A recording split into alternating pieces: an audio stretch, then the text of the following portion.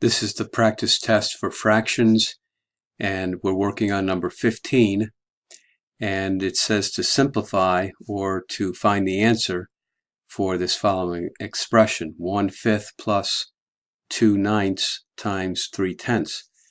Now, in a problem like this, we're going to need the order of operations, and I've listed them here as PEMDAS, parentheses, exponents, multiplication or division together, addition or subtraction together, left to right.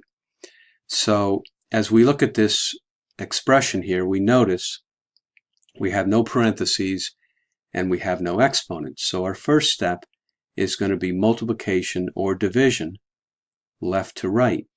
And so we need to skip this addition. That's going to be last.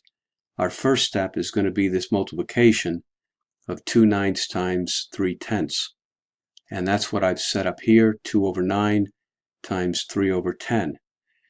Now I can take the 10 and break that down into 2 times 5, and that enables me to cancel the 2 on the top and this 2 on the bottom.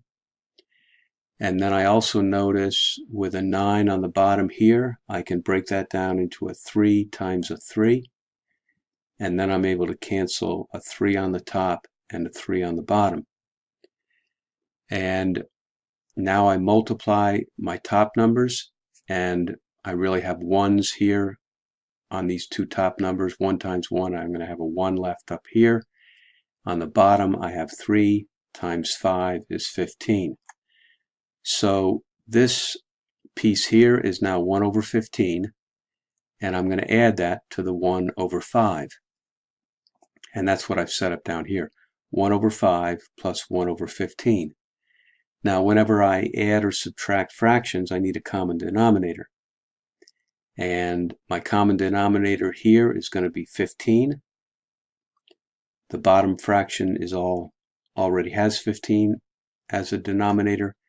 The top fraction, if I have 15 in the denominator, I'm going to have to multiply the 5 by 3 to get the 15.